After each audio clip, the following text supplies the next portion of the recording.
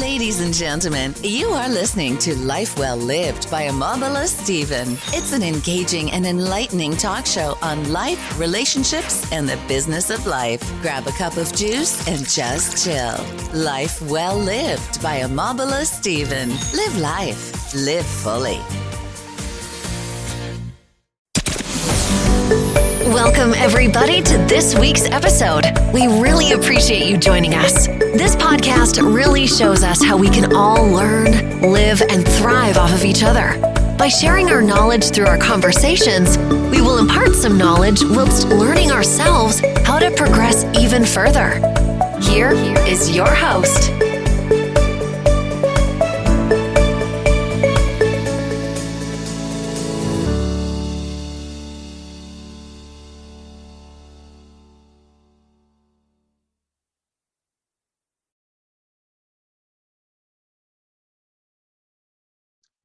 If you're looking forward to a disruptive mindset conversations that is literally going to blow your mind, transforming your mindset 360 degree, and moving you closer to the life that you've always dreamed to have. Now, Life Well Lived by Amabala Stephen is a show that you like to listen to with experts and professionals who have just the right information that will move you closer to the life that you've always dreamed to have. Today, it gives me a great pleasure to have Dr. Robin Buckley, who is an executive coach, an author, a cognitive behavioral coach, and also a couples coach. Welcome with me on the show today, Dr. Robin Buckley. Thank you so much for having me. It's great to be here. Great to have you on the show, Doctor. Now, I'm looking forward to an impactful and engaging discussion with you. Now, we'll be talking about, you'll be sharing your thoughts on girls, women, self-image, and learning body love. Now, that's very, very interesting to me. So the question I'd like to ask you first off is, at what age does body image becomes an issue? Unfortunately, it is getting younger and younger. It is not uncommon for girls as young as 5 years old to start to have a realization about their body image and starting to do the comparison with what they see in the media, which honestly breaks my heart. Being the mom of 2 girls as well as 2 boys, the thought of at an age when they should just be learning about themselves and learning what their body can do in all its wonderful power, and it starts to already hit them to do that comparison and contrast, and it starts to undermine their self-esteem is just it's unthinkable to me. So it isn't when, a lot of us assume that it's when girls hit their preteen or teenage years, but the trend is starting to lower. Oh, right. Now, interesting, and I would also like us to talk about how we can help our girls connect better with their sexuality. Now, I know that this is one big question or one big discussion we really find it hard to have with our young girls or even our young boys, but I believe it's absolutely important, especially in this era of and dynamic change that we are in. Now, I would like you to share some tips that can help us make this job easier. Absolutely. So, Amabala, it really doesn't even start with questions around sex or sexuality or sexual pleasure. It starts with open communication with our kids from the beginning. This means that the response that a lot of parents use of, oh, you're too young to know, should never be the answer. That if your kid has a question, you answer the question. Now, I say that with a qualifier. You will, answering a question that is, or providing an answer that is developmentally appropriate, but not deterring them from answering questions or asking the questions. And I'm going to give you an example from my personal life. So I was raised by a mom who was an OBGYN nurse. So she was very open about talking about anything, and our dinner tables always had lively and candid conversations. But I remember when I was 6, I asked her what a period was. I had heard it from some kids, older kids at school. I didn't know what it was, so I asked her. She did not give me the full description and explained, or even mentioned blood at that time because I was a 6-year-old. I didn't have any conceptualization around that, and she didn't want to scare me. So she started with just simply, once a month for women and girls, a little bit of liquid comes out of your body. It doesn't hurt. There's nothing to it. It's easy to take care of, and that's just what happens. She gave me an answer. It wasn't a lie. It was based on truth, but it was based on details that my 6-year-old brain could hear and not react with fear or be overwhelmed by. And then as I grew older and 8 years old, 9 years old, I had similar questions, and she'd give me a little more detail until by the time I was coming to the age where my menstrual cycle might start, then she gave me the full details. I never felt like she betrayed me. I felt like, okay, yeah, she eased me into the conversation by giving me enough information that she addressed my questions. She never deflected, but she did it in a way that built the foundation for future conversations. And that's the absolute foundation for all parents, is allow there to be, you need to be a resource for your kids. You need to be the one that they come to with questions. Because if you aren't that person, because you haven't created that open communication, or if you turn them away, they're going to get their answer. It just might be from places you don't want them to get their answers from. And that's, equally less informed peers, or God forbid, the internet. With every kid having access to the internet, either at school, at friends' houses, in their back pockets because of their cell phones, they will be exposed to answers that are inaccurate or frightening. And that's not what parents should really want for their kids. So yes, I get that it's uncomfortable when your kids come to you with questions about sex and sexuality, but giving them the answers, allowing you to be the place that they get the answers from is so important. And if you don't have the answer, be honest about that. Like, gosh, I actually don't know what that is, or I've never heard of that. So let me do some research and I'll get back to you. And then get back to them after you do the research and asking them, what are your thoughts about that? Particularly as your kids get older, middle school and high school, get their input, because that's also important. And then finally, not reacting with the emotions that for a lot of us as parents, of course, we're going to be like, where did you hear that? And why would you even mention that word? And I get those reactions. As a mom, I totally get it. But the primary goal in these conversations is to continue to make sure your kids know they can come to you. And so sometimes checking your reactions in light of that goal is also part of the process. Right now, Dr. Robin, on the flip side, these kids are not really interested in talking about this issue, right? Sometimes you approach them, you want to, talk about the sex education, and they're just telling you, oh, Mom, I'm not interested. I don't want to talk about it. Now, what's the way forward? Yeah, I think that's understandable, and for a lot of kids, it's equally as uncomfortable as it is for the parents. But what I usually do is I help parents think about it from the side of their professional lives. So I'll ask parents, okay, so when you're at work, whatever your role is, and you have to have an uncomfortable conversation with someone, do you accept the answer of, I don't want to talk about it with you? And most people would say, well, no, and you have to have some uncomfortable conversations. And I have parents dive into, okay, what do you do in your professional lives to encourage those conversations? And some say, well, I set a deadline, like, okay, we don't have to have it right now, but on Tuesday next week, we're going to book some time and we're going to have a conversation. Or they'll ask their colleagues or their people they supervise, okay, what would make this comfortable? Would it be more comfortable if we did this through email? Would it be more comfortable if we did this through Zoom rather than sitting down across a table from each other? So I have parents tap into what they do really well in their professional lives and apply it to their conversations with their kids. And sometimes they're like, no, it's different. I'm like, it's not different. Your kids are saying, I don't want to talk about this with you. And that wouldn't be acceptable at work. So how can you make it work at home? What can you take from your work life and apply it at home? And when they start to think of it in terms of that, it actually helps a lot of parents think about it more objectively. Because of course, we're not very objective when it comes to our kids. We tend to be very subjective and emotional.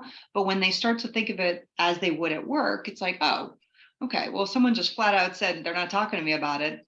I would set up a process. I had one mom, she created an agenda for the conversation. So her kid had a heads up, hey, we're going to be covering these topics and I want you to know, but we're going to make this as comfortable as possible for you. So there was no surprises. There was no, ambushing her son. He knew this is what we're going to cover. And it actually helped him prepare himself with questions that he's like, okay, if I have to sit and talk with Mom, this is what we're going to, this is what I'm going to bring to the table. So I think there's lots of ways to do that. When your kids just don't want to, you can make it work by sometimes using some of the skills you have in other areas of your life and applying them. Right. Now, on learning the ifs of body negative, classist, and also racist garbage that contributes to the ways we might hate or dislike our bodies. Now, it's really a journey that we all need to embark upon at one point or another. And I'm certain that you agree with me, right? So my question to you is that how can we ensure that we are modeling the positive or the right positive body attitudes for our kids and those who look up to us? Yeah, so we have to emulate what we want for our kids. And I can't speak as easily for dads and men, but I certainly can for women. We need to start with ourselves and giving ourselves grace, allowing our kids, particularly our daughters, see us as accepting of ourselves. That's where it starts, because they're going to model what they see. If they see us in the mirror, pushing, flattening our stomach, trying to like suck in our stomach or flatten, the pants around our hips, they're going to translate that into, that there's this discomfort and it's not what I want it to be. If they hear us talking about, I really should go to the gym because I ate a piece of cake yesterday, that's how they translate it. It doesn't have to be as blatant as, oh my God, I'm so fat, which is also not acceptable, but kids pick up on all the subtle details. And if we can't accept for ourselves, hey, I'm healthy, and regardless of what size I am, as long as I'm healthy, that's the most important thing. And yep, I am not one of those models from, the internet, but I don't want to be, because that's not real. I'm going to be a perfectly wonderfully flawed individual, because that's what makes me unique. It is not just saying the words, it is believing them and really ingraining it into our heads. And I always say, if you can do that before you have kids, that's the advantage for you. And then it becomes your truth when you actually have those small little super observers in your home who pay attention to everything. So when we're talking to our kids, it is about health at every size, that we are talking about our bodies and food in terms of health, fuel, nutrition, but it's not about pounds, sizes, or a specific look. All right. Now, Dr. Robin, you emphasize, focusing on girls. Does it mean that we also we don't need to address this important issue with our boys?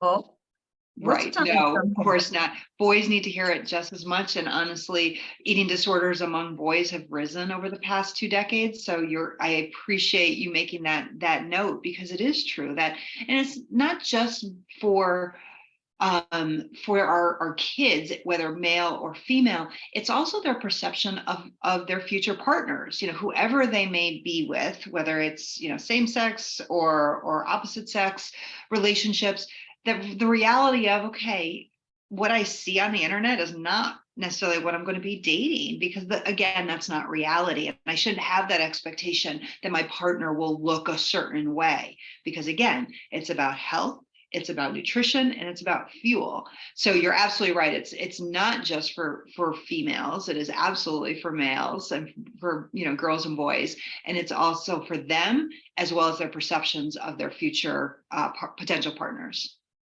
All right. Now, Doctor, the media is doing more harm than good when it comes to body image, especially talking about the social media and Instagram in particular. Now, I want us to talk about the classic camps of body positivity. Now, the first group is fighting for women to be valued as more than bodies to view, while the second group also, they're fighting for more women's bodies to be viewed as valuable. What's your standpoint on this?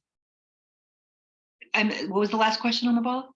Yes, the question is, now we're talking about body positivity, right? Now, there are 2 groups, right, we want to talk about. And now the first group is fighting for women to be valued as more than bodies to view, while the second group, they are fighting for more women's bodies to be viewed as valuable. Now, I would like you to share your thoughts on this. Oh, that's a hard one. Oh, that's a great question. I think that I always start with, what does that specific woman want? What I want isn't necessarily what you want, and how you want to be viewed isn't necessarily how I want to be viewed.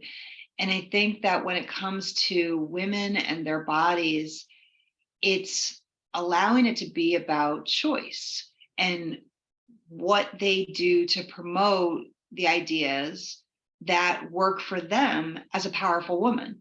If you find power in using your body to articulate a message, who am I to say that that's wrong? As long as you are making the message independently and from a healthy place, then it's your body to decide. If you decide, no, I don't want it to be a focus on my body, I want it to be a focus on something else, again, who am I to say that's wrong? So I don't know if I have a clear position one way or the other than it should be every woman's choice what and how to present their bodies or themselves. And again, I'll emphasize, as long as it's they've made the choice independently, they haven't been coerced, and as long as they're making it from a mentally healthy place where they're not reacting based on trauma or insecurity or desperation, that I think that that's really the ideal. Absolutely. Thank you once again, Dr. Robin Buckley, for your insight on today's show. Now, moving forward, like now you focus on relationships, and also you're a couples coach. Yeah. I'd like you to share with my audience, how can a person help their partner to really love their body, even when these partners don't want to do so? So it all comes down to, and I started our conversation talking about communication between parent and child, and the same is true with partners. I think that we do our partners a disservice when we just expect them to know how we want to be treated, or how we want to be talked to, or how we want to be appreciated. When for most of us, if we just know the script, it can really facilitate the interactions between the two partners. So when I, for example, tell my husband, I love when you touch me in this way. When you walk by me, we work from home a lot. When you walk by me and you just touch my hip or touch my shoulder, I love that. And he looked at me one day, and when I first said it to him, he's like, really? Like, I don't know. I just don't even think about it. I'm like, well, I'm okay. I'm glad, whatever. But I love that. So I know now he does it intentionally. Like, every time he walks by me, he like somehow reaches out and touches, part of me, because I really feel seen and valued when he does that. But he didn't realize he was doing it just like kind of on a whim every once in a while. Now he does it all the time because I told him that's what I want. When I told him one day that I appreciated, a certain part of his body, he actually said, oh, I'm really uncomfortable with that part of my body. So let's not talk about that right now until I feel better about it. I appreciated hearing that, because I didn't know that he was feeling a little insecurity around, his love handles at that time. But knowing that, then I was like, okay. So I think it's just being honest and open and saying that works for me or that doesn't work for me. That works in just that appreciation of our physical bodies. It works when it comes to our intimate lives, just telling them what's okay and what's not okay, or what is valued and what is not valued. That's where I honestly think it starts. And when couples have the scripts, or in my work, I call it the protocols, it makes it easier. We know what to do and we don't have to think about it. Right. Absolutely. Now, you model the business, model business, right? Or you focus on the business model for relationship, right? And what do you mean by this? Are you incorporating the business strategy into a relationship, or what is it all about? I am.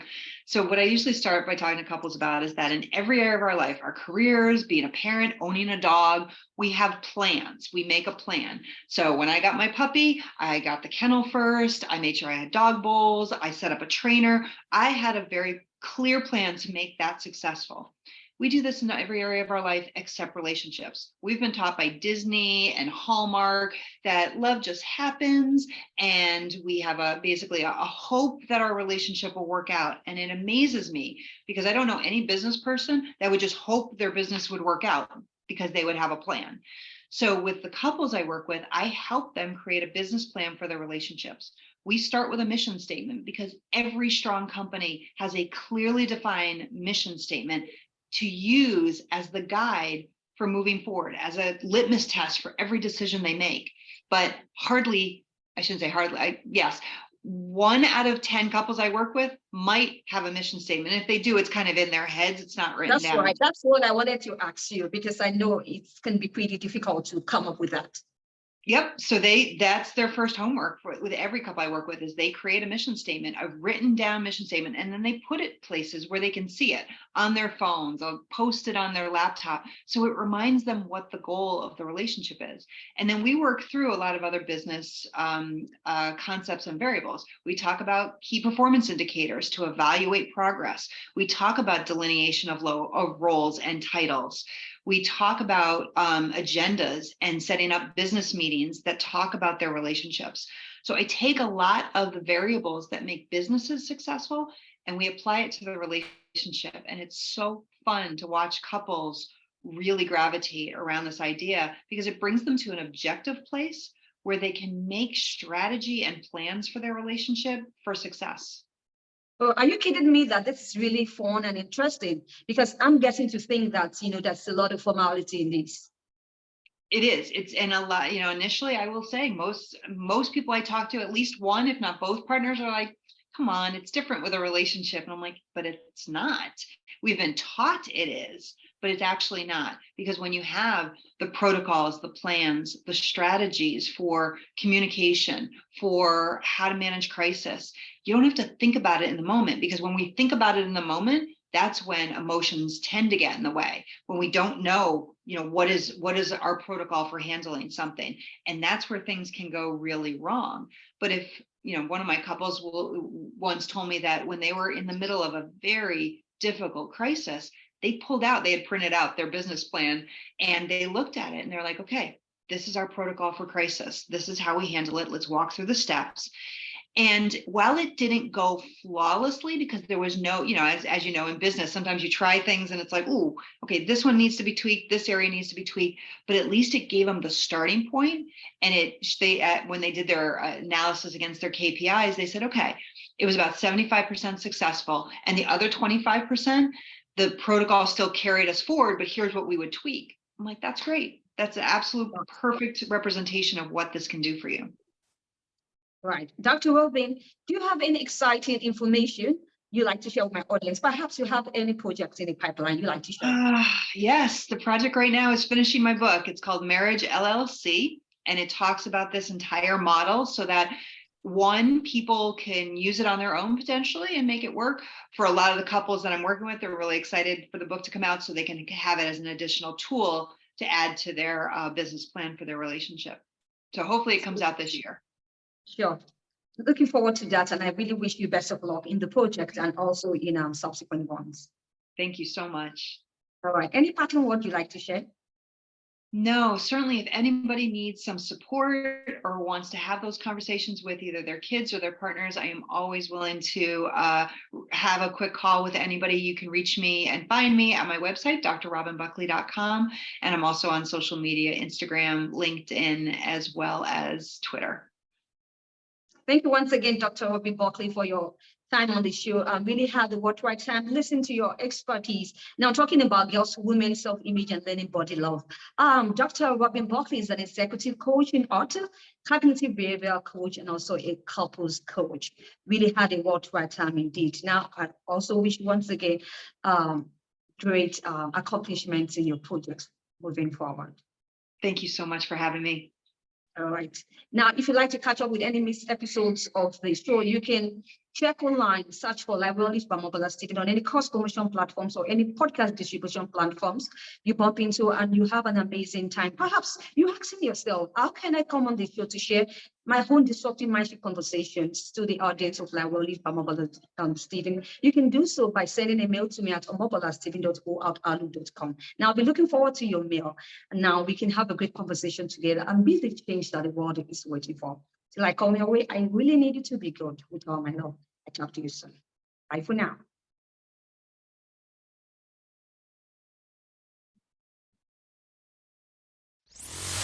Ladies and gentlemen, you are listening to Life Well Lived by Amabala Stephen. It's an engaging and enlightening talk show on life, relationships, and the business of life. Grab a cup of juice and just chill. Life Well Lived by Amabala Stephen. Live life. Live fully.